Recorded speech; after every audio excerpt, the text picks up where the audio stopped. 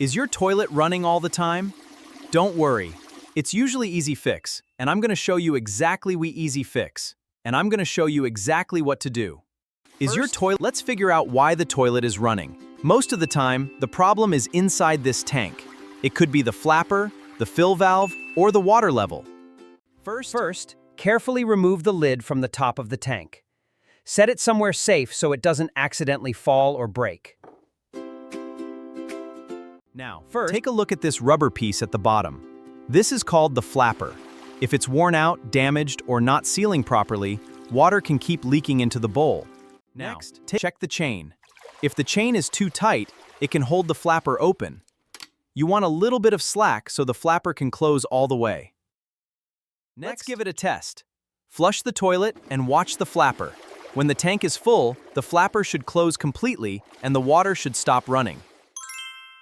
If the water keeps running, check the water level.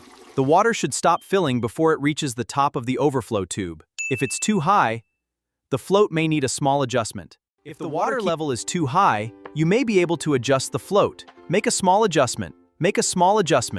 Then wait for the tank to fill again and check the water level.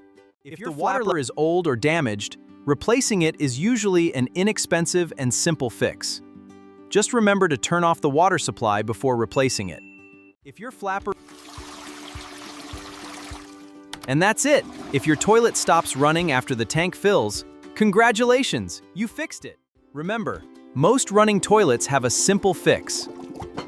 Check the flapper, check the chain, and check the water level. You can do this!